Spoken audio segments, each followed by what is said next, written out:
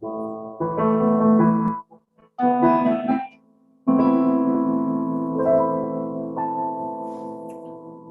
Radha Madhava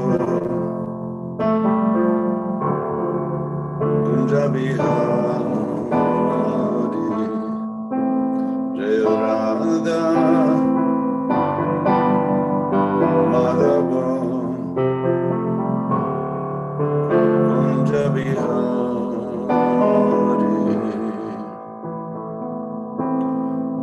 Vijanavana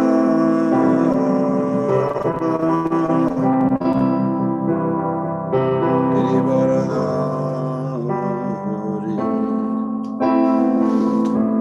Vijanavana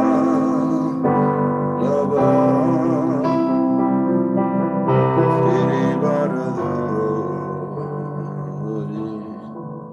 Sudanandana Rajajanarandana Jasudanandana Rajajanarandana Jamunatira Manachari Jamunatira Manachari Jayura Madhava Kunja Bihari Radha Madhava Kunja Bihari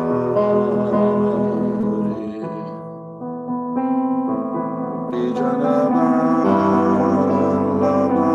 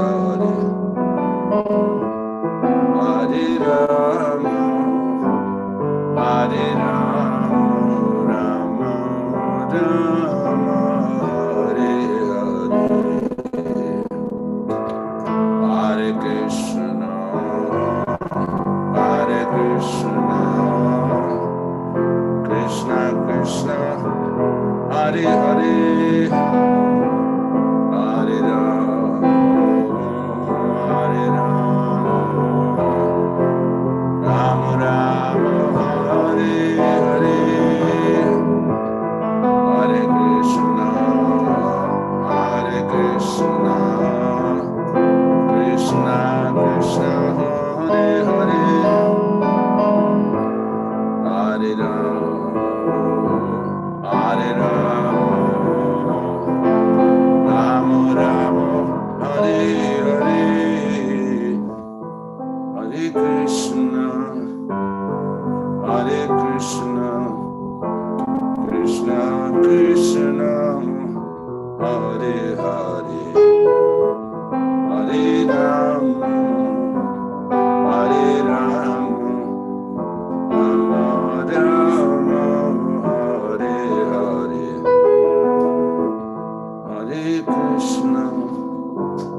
Hare Krishna, Krishna Krishna, Hare Hare, Hare Rama, Hare Rama, Rama Rama, Hare Hare.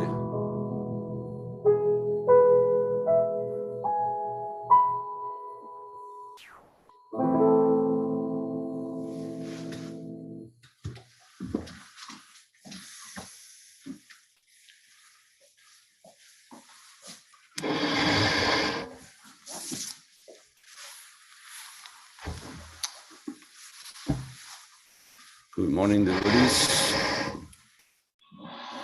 We are reading from the Srimad Bhagavatam, 4th canto, chapter 25. We have a few verses to catch up from.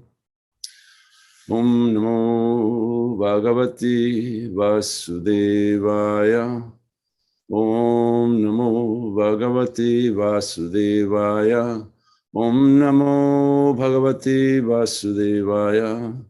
Narayanam Namaskritya Naram Chaiva Naruttamam Devim Saraswatim Vyasam Tato Jayam Udirayet Nasta Prayesha Badrishu Nityam Bhagavata Sevaya Bhagavati Utamas Loki Bhakti Bhagavati Naistiki. So we had quite a few speakers lately, extraordinary speakers, and they addressed us on different topics. So the Bhagavatam wasn't much utilized in the last few days. So I'm going to do a little catch up, read a few verses. So we start with 4:25:18. Hima nirjhara viprusmat kusumakar vayuna chalat pravala vitapan alinita tasampadi.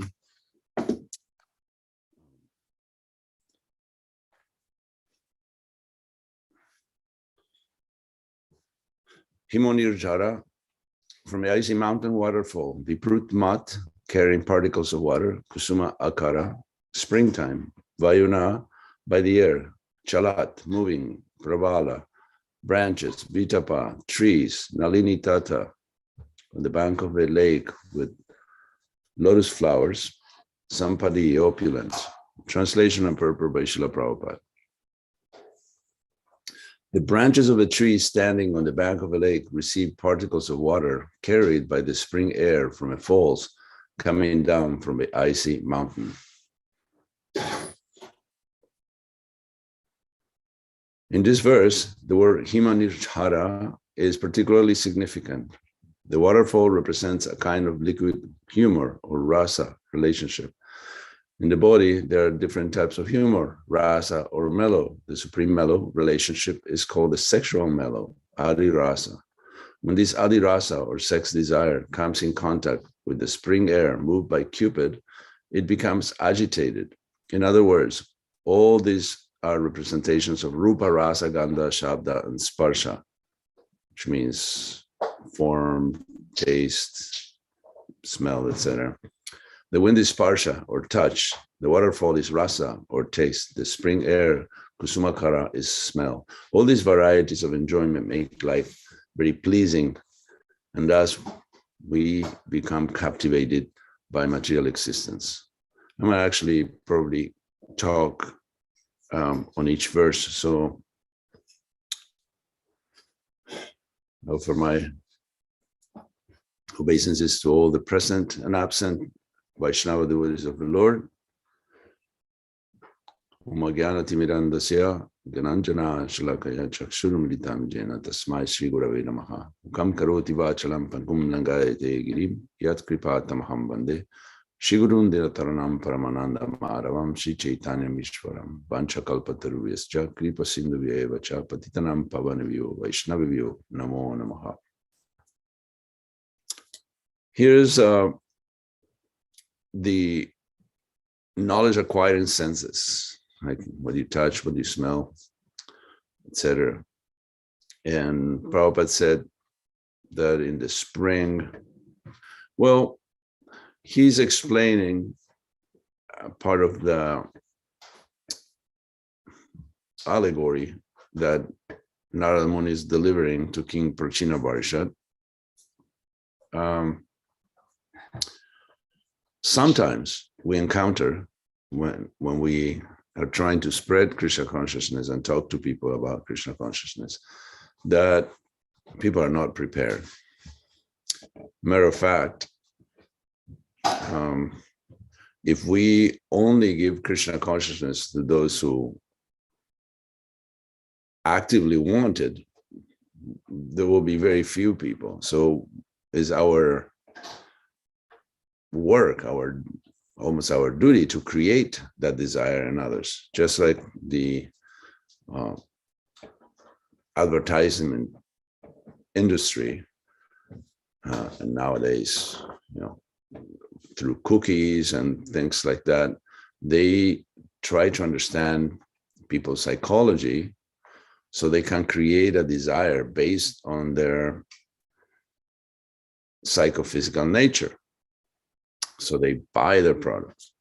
Like, who needs another lawnmower? But still, they'll try to convince you, no, this is silent, and you can ride on it, and you can be the envy of your neighbors because it's streamlined and because it cuts the grass a quarter inch shorter, etc., etc. So this is the method that advertising uses to see into your psyche how you develop this material desires, that wanting more. The father of a devotee friend of mine, he has an addiction to shopping. So these infomercials that they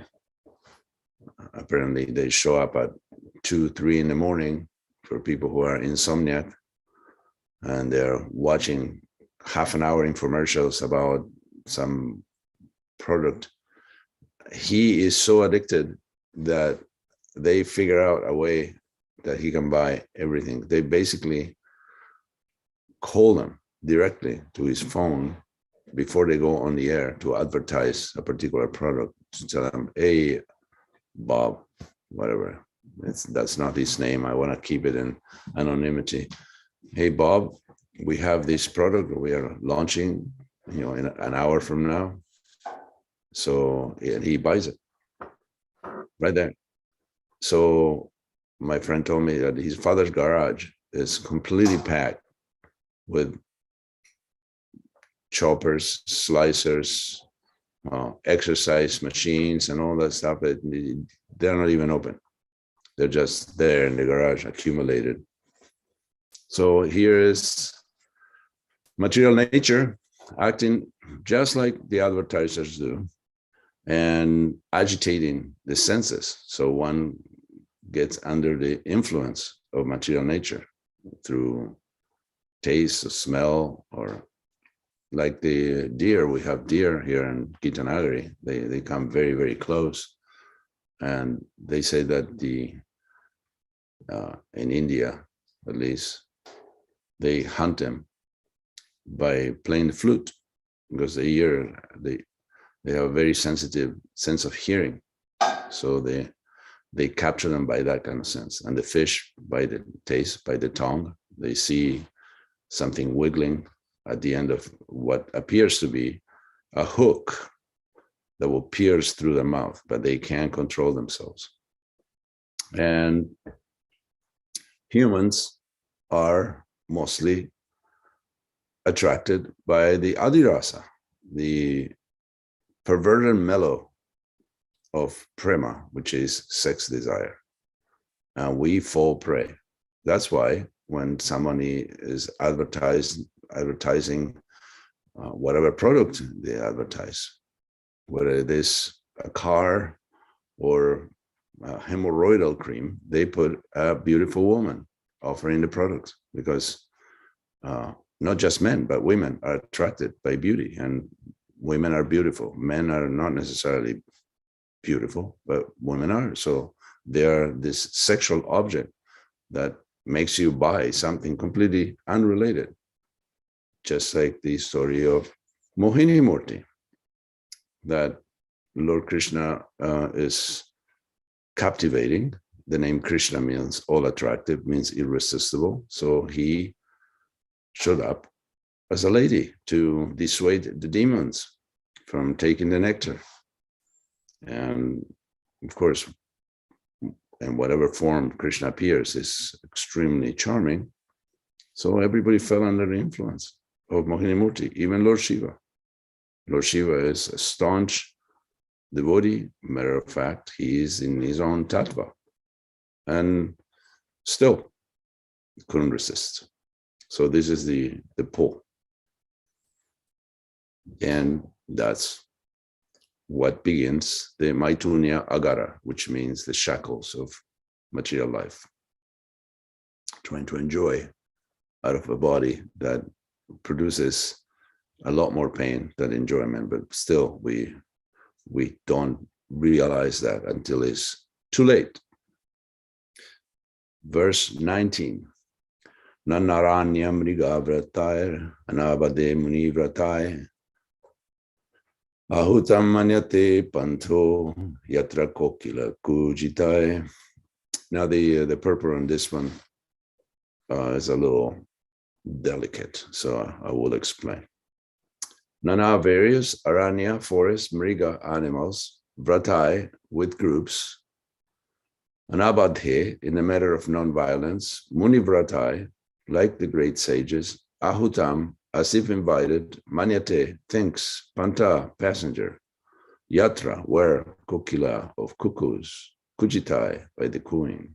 Translation and purport of Srila Prabhupada. In such an atmosphere, even the animals of the forest become non-violent and non-envious, like great sages. Consequently, the animals did not attack anyone. Over and above everything was the cooing of the cuckoos. Any passenger passing along that path was invited by that atmosphere to take rest in that nice garden. Purport. A peaceful family with wife and children is compared to the peaceful atmosphere of the forest. Children are compared to non-violent animals. Sometimes, however, wives and children are called Swajanakya Dasyu, burglars in the name of kinsmen. A man earns his livelihood with hard labor, but the result is that he is plundered by his wife and children, exactly as a person in a forest is attacked by some thieves and burglars who take his money. Nonetheless, in family life, the turmoil of wife and children appears to be like the cooing of cuckoos in the garden of family life. Being invited by such an atmosphere, the person who is passing through such a blissful family life desires to have his family with him at all costs. So, first of all, Prabhupada used the word sometimes. However, wife and children are burglars in the name of kinsmen.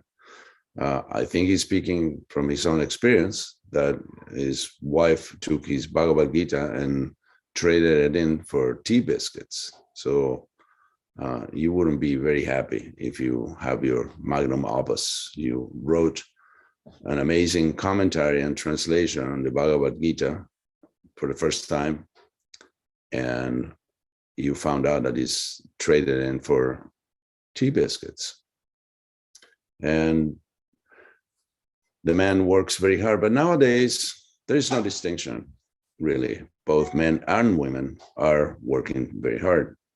So there's no difference. And even though family life is not what it's purport to be, like you imagine a blissful life of happiness with your wife and your dynasty of children, there is no peace in the house. And then your kids, first of all, and we do have some experience of it, but our friends tell us, and they are not lying, that when children grow up, they keep you awake. As soon as they are born, basically you forfeit your right to sleep, at least the right to sleep straight. You wake up many times a night because you have to take care of little Junior and feed the baby, and then the baby cries or has nightmares, because life doesn't start when one comes out of the womb. These children are not children. They're souls that have been on a sojourn for thousands, millions perhaps, of lifetimes. And they had some good and some terrible experiences. And now they're suffering from nightmares. Otherwise, how do you justify, how do you explain that a baby with no experience of the world will have a nightmare, will wake up in the middle of the night screaming bloody murder? If that's no experience of the world. His experience is her mother and father. That's it. And a room. It's because we come from a long way back with a lot of baggage. So this they keep the parents awake, and the parents have to work hard. And if the baby coughs once, there you go to the emergency room, because Junior may be sick, and it gives a lot of anxiety, And then, well, when it seems like everything is over, they become teenagers. So good luck to you with that. So this is a family life that appears to be bliss. It is not bliss. It is a lot of anxiety. And there are moments in that journey where you have enjoyment. You have a family meeting or a family outing or family dinner, and all of a sudden, if your kids are not on their phones at the time, you may have some kind of meaningful communication. But otherwise, as this what appears to be this beautiful garden that Narada Muni describes, is no such. So it's very difficult. It's meant to be like that. The material world is not a good place. And if we didn't get this kind of incentives to change the environment, and we cannot change the environment, we can only aspire to get out of it, then there will be no incentive to get out of it. And we will be doing what we have been doing for millions of lifetimes, just taking birth and growing old.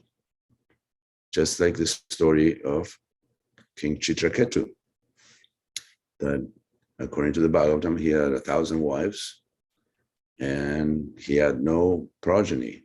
So when Angira Muni showed up, King Chitraketu received him in such a wonderful way that the sage was inclined to give a benediction, Dadati Pratignati.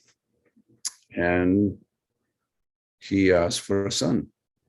And Angira Muni, a powerful sage that could see the future, said, that's not a good idea. Honest, ask for something else. But Chitraketu said, no, that will be the joy of our lives. We don't have descendants. So Angira Muni said, well, it will be the source of happiness as well as the source of great distress. You still want it? He said, yes. So I think Angira Muni gave some potion or some herbs, said, give it to your wife, and soon after she will be pregnant. So that happened. So he gave it to the main queen. He had 1,000 wives, and they got along fine. But all of a sudden, she got pregnant, and the whole kingdom was happy. Everybody was super, super happy that finally they were going to have a kid. The kid was born, and he was the darling of everybody. But because he was born a particular mother, the other surrogate mothers, the other queens, became envious because she got more attention than they did. And they behaved very poorly and they plotted to poison the child.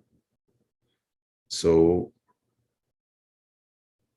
the nurse that was taking care of her baby went to wake him up from his afternoon nap, and the baby wouldn't move. So she let off a sigh that was heard by everybody in the palace, and King Chitraketu's heart dropped. And at that time, Angira Muni showed up again, this time with Narada Muni. And the king was crying and fainting and in disarray, and everybody was lamenting. Even the other queens that plotted and poisoned the child, they were going crazy. What did we do? What have we done? So somehow or other, the king barely composed himself to receive the sages, and the sages noticed there's something going on here. The atmosphere seems really heavy. What's going on? So the king explained that to the sages, and the sages, Muni went in front of the child who was dead in the crib and said, why have you done this to your father? Why are you making your father suffer so much? And the child, dead as he was, opens his eyes and said, my dear sage, what father are you referring to? I had so many fathers. If you can just pinpoint the one that you are concerned about, may be able to do something about it. So that was a wake-up call for the king, who realized, yes, this is not a child. This is particularly not my child. This is a soul that I've been taking care of and that falsely thought that was going to be the source of my happiness. So this is what happens, that families, unless Krishna is in the center, unless the object of your meditation, the object of your work, the object of your devotion, the object of everything you do is Krishna, then there is no happiness, even between people. There may be a very nice relationship between two humans, but if Krishna is not there, there is nothing steady to hold it together. So that's why we have a great advantage that we can actually see that thing or that person that holds us together, which is the linchpin. This is Krishna.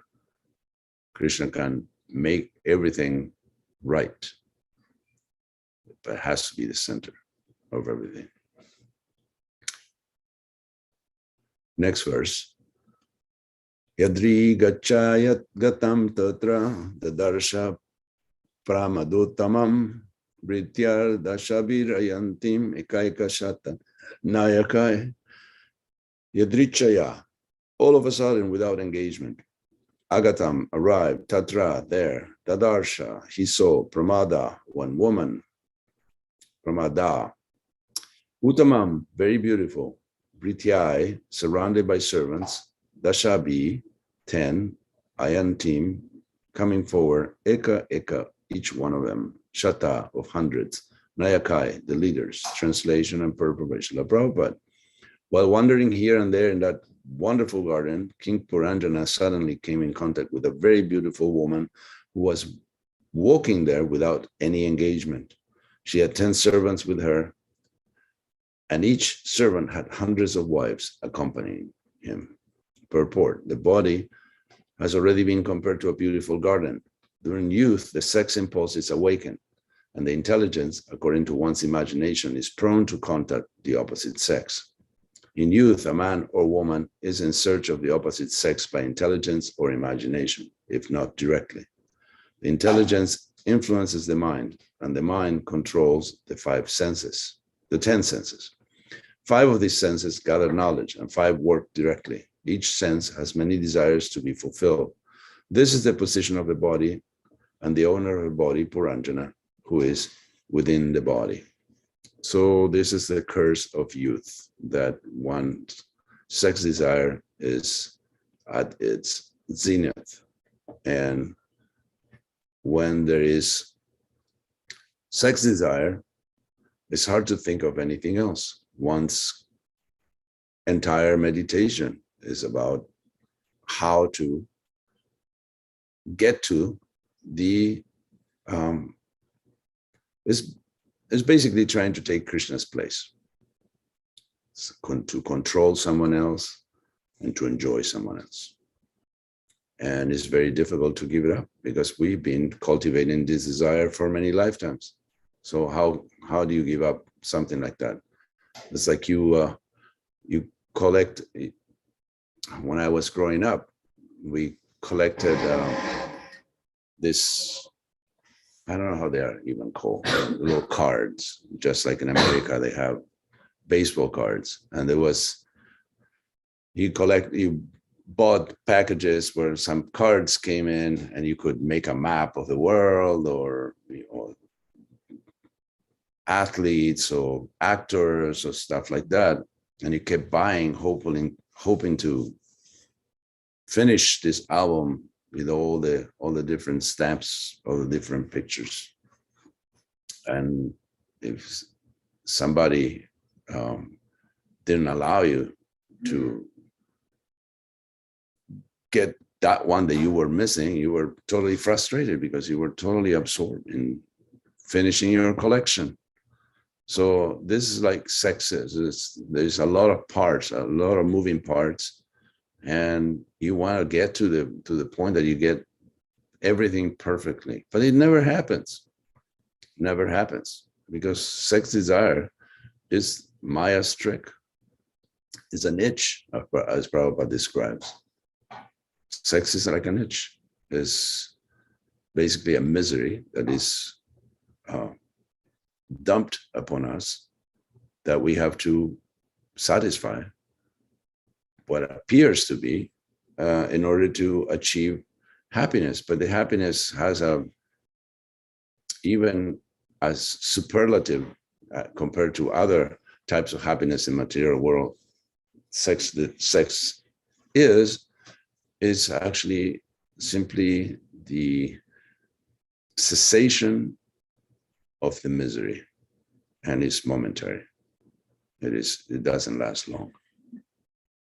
So this is what we're doing. We're chasing our own tail.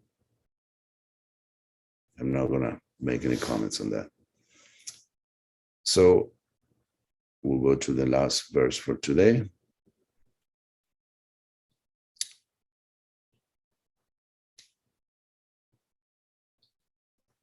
Pancha shirsha hina guptam pratiharena sarvata ambeshamanam rishabam apraudam kamarupinim. Pancha, 5, shirsha, heads, ahina, by a snake, guptam, protected, pratiharena, by a bodyguard, sarvata, all around, ambeshamanam, one who is searching after, rishabam, a husband, aprodam, not very old, kamarupinim, very attractive to fulfill lusty desires. Translation and purport by Srila Prabhupada. The woman was protected on all sides by a 5-hooded snake. She was very beautiful and young, and she appeared very anxious to find a suitable husband. Purport. The vital force of a living entity includes the 5 kinds of air working within the body, which are known as prana, apana, vyana, samana, and udana. The vital force is compared to a serpent because a serpent can live by simply drinking air. The vital force carried by the air is described as a pratihara, or the bodyguard. Without the vital force, one cannot live for a moment. Indeed, all the senses are working under the protection of the vital force. The woman who represents intelligence was searching after a husband. This indicates that intelligence cannot act without consciousness. Beautiful woman is useless unless protected by the proper husband. Intelligence must always be very fresh. Therefore, the word apraudam, very young, is used here. Material enjoyment means utilizing the intelligence for the sake of rupa, rasa, gandha, shabda, and sparsha, or form, taste, smell, sound, and touch. Here we are stuck in the material world, Still, after so many years, after so many lifetimes, trying to enjoy, trying to squeeze some pleasure out of the material world, what is in it for me? That is the motto of the living entity. Yes, this is all very nice, but what is it in it for me? What's my portion? What do I get? Just like when there is a nice lunch served, even here at Gita Nagari, that we have very good cooks.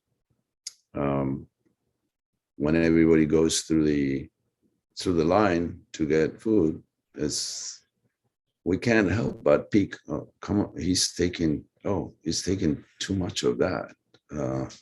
Is there going to be enough for me? And I like the crust. I don't like the middle. And they're taking all the crust out. And instead of thinking about service, and as the Upanishad said, you should take your quota and know that the rest belongs to someone else. So everything is meant for Krishna. You're being allowed a certain quota, but the rest is not for you. So all this absorption and this greed and anger and lust and all these things that we cultivate, if I may say, whether unconsciously or subconsciously or consciously, these are things that are not allowed entrance in the spiritual world. And we should know that. We should read the rules. Before you travel to a country, if you go to the airport, you should know that there is a particular size for your suitcase and the accompanying luggage. And there are certain things that you cannot pack and take. You can't take a propane tank with you, even if it fits in the suitcase. And there are certain requirements for a visa. There are some countries that require a visa. You can't just show up with an American passport and say, I'm an American. You gotta let me in. No, there's a lot of rules to go anywhere. Why not to the spiritual world? People don't want, how would you say? It's like a gated community, the spiritual world. So they don't let just about anybody. And they look into your bag when you go in. And if you have stuff that they don't want there, like lust, anger, and greed, you're not in. You're not allowed. And you can say, well, but it's just a little bit. It's not very much. It's not very significant. My lust has diminished. No, that doesn't work like that. One piece of good news about getting older is that the amount of lust goes down. Somehow or other, it doesn't disappear, it doesn't vanish. You have to actually cultivate the desire to give it up and practice regularly and have something that is better than lust, which is Krishna consciousness, that's why we should take shelter in our sadhana bhakti, because this is the gym. The Vaishnava's gym is sadhana bhakti. You every day work out, and you get an injury or you get you can't do this particular exercise. Well, try again. You get up and go again. No, it's every day you go to the gym of sadhana bhakti and chanting the holy name. And if something doesn't work, well, there is prayer. There is association of Vaishnavas. There is scripture. There is lectures online. There is anything that you may have trouble. There is a solution to it. You should seek guidance from other Vaishnavas that have a little more success than you are having. And the circumstances are that everybody's busy and everybody's taking care of their own affairs. But if you sincerely need help, Krishna will guide you to the right place or to the right person, and you will get the guidance that you need in order to complete your visa application for the spiritual world. And this is something that we should all do, so there is no doubt that at the end of this lifetime, well, maybe we'll have trouble in this lifetime, but at least it's good exercise and there is no loss of diminution, maybe in the end of the next lifetime, or even 100,000 lifetimes, as long as we are going in the right direction and we are not going backwards, which is dangerous. This is what may happen. I've seen so many people practice Krishna consciousness, and I've seen quite a few people unable to continue practicing Krishna consciousness because of their own, I don't know, they ran out of sukriti. They took it too lightly. They were too engaged. They were doing so much work that they forgot to chant the rounds. Well, because they didn't respect other Vaishnavas. They saw themselves as better than others. Oh, look, all I'm doing, and what are you doing? So all these bad habits may, not may, but will harm our devotional creeper, which unless you're a Paramahamsa, you should take very good care of it. I mean, everybody has the possibility of going back to the spiritual world, but not if you trim your spiritual life like a bonsai tree. You will stunt your own growth by committing offenses, by not taking the process seriously, by not chanting your rounds with attention and devotion. There's so many ways to cut oneself from a path of bhakti. So this is a razor's edge. And if you walk straight, you will make it to the other side. And that requires the help of everybody. And here, this community, we want to encourage people to become first class. And first class doesn't mean Brahmins. First class means Vaishnavas. Vaishnavas can do anything. So other people come and they share even a few moments of association. And they say, this is a place that I should be in. This is where I want to live. These are the people that I want to be with. This should be my family, not those dysfunctional members of my blood family. So just by example and by teaching others and by being compassionate and generous to a fault, we should actually be very grateful that we got this opportunity, and we should be very keen in sharing it with others. All right. I think we can call it a day. If there are any questions or comments, we welcome them now. Please write on the chat or unmute yourself.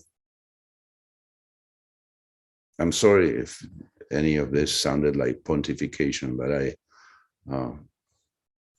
I'm just preaching to myself. I've been given a venue by which I can shamelessly do it.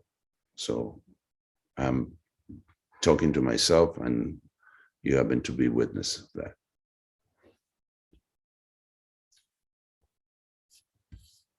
Anyone?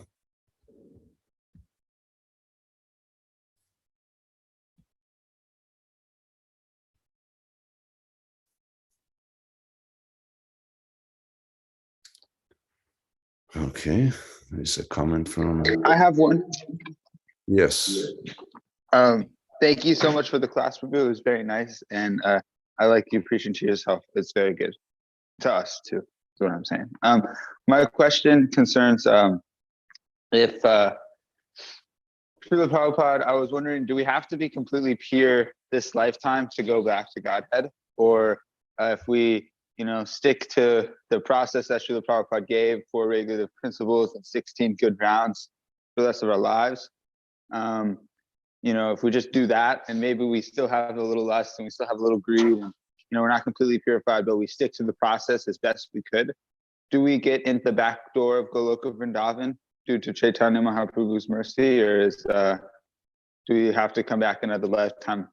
Or does that make sense, my question? Yes, it does. I just want to give you a little bit of a idea of the blueprint of a spiritual world. There is no back door. So you may get mercy, and that's not back door, that's front door. Everything is front door. You may get the mercy to go back, either the mercy of your other Vaishnavas, the mercy of Srila Prabhupada, the mercy of your guru. But we should not be too concerned about where we are going, as long as we are pointing in the right direction. Sometimes it's not on our strength. I mean, it depends on our effort, but it's not on our strength that, hey, come on, I have this, I accumulated this many points, I should get a free frequent flyer ticket to the spiritual world. It's not a mathematical thing. It's not a trade-in. You have to actually, you have to do what you can, as much as you can, and Krishna and the Guru and the Parampara will do the rest. Yes, you will get a lot more than you put in, let's say. So, but it's not like, okay, like karma mimamsa, where you actually forcing Krishna. Hey, come on, I did what you say, and you know, what's up? What's up? I did what you say. Yeah, but you cannot see. It's like you don't understand what goes on within the body. And even if you get an MRI and a CAT scan and an ultrasound and an X-ray, if you look at it, it doesn't mean anything. It has to be someone expert. It has to be a radiologist to read it and see what's going on. So the spiritual master knows what's going on within your puny little mind and imagination and brain, and your heart in particular. So we may think, oh, I'm fine, but all we are doing is looking peripherally or superficially at the effort that we made, and that we should receive a certain reward. But this doesn't work that way. You have to just do the best you can and hope for the mercy, pray for the mercy. So that's why it's good to associate with good devotees, because then you will want to become one, and you can ride on their coattails sometimes. Their enthusiasm will transmit, and their expertise will be also contagious. So you learn from those who you can see that this person is not coming back. So you should aspire to be like them, instead of trying to be demanding and saying, hey, I chanted 16 rounds and followed 4 principles. Where is my cake? It depends on your sincerity, and there may be many layers. I'm being generous here. There are many layers, really, of things that we have to remove from our heart. And every time we take a little bit of a layer, we think, oh, we're done now.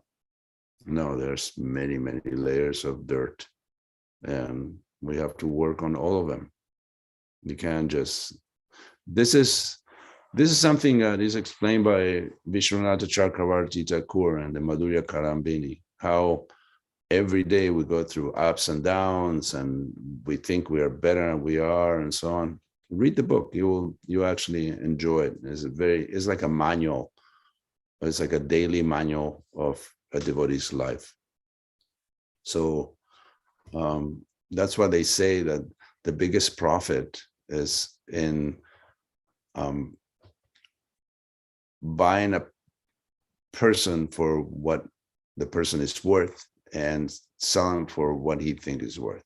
There's an incredible profit margin. So we always think very highly of ourselves and of our effort, but we're making very, very slow progress because we are attached, very attached to all these inebriaties, lust, anger, greed, madness, illusion, duplicity. There's so many things that we have to give up, and that they are bad habits that have been formed in many lifetimes. So now they're not.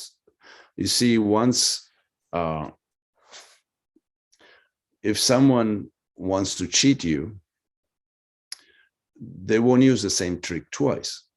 Someone cheats you once and then wants to cheat you again, it's not going to use the same trick. It's going to come with a different trick. So this is how lust and greed and anger and so on operate. But this is how Maya operates. Is the same idea of tricking you, but it's a different shape of trickery, and we cannot buy it in whatever shape it comes.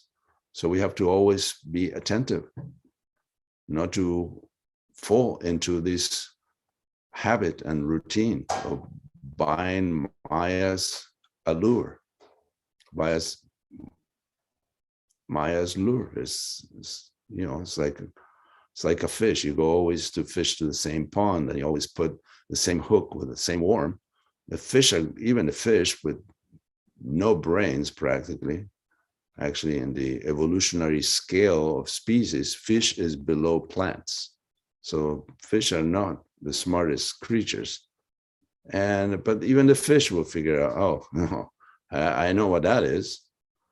So the fisherman has to change the lure, has to, create a diversion to sell the same product. So there we are. Maya is always changing the lure, and we bite. And then we figure out, oh, damn, I did it again. So don't be discouraged, because we are gullible. And when it comes to spiritual life, you have to become very strong. Otherwise, how can you avoid material sense gratification? Look around. The whole 7 billion people living in this world are buying it daily. Every second, every minute, they buy it all. And the devotees are actually trying to fight against Maya's lure. So that's a gigantic endeavor. You want to defy Maya. She's doing her job, and you're trying to alert others about Maya. This is like someone cheating people, and you just call them out. Not going to like it. And some people are not going to buy into what you're saying. They're thinking you're trying to take away something that is valuable. But this is all Maya. This is the kingdom of Maya. Maya is tricking everybody, and even the devotees. But in the case of the devotees, Maya is trying to make you stronger, because the more you resist, the more you take shelter of Krishna. That's the way to resist. The closer you get to your final destination. Does that answer your question?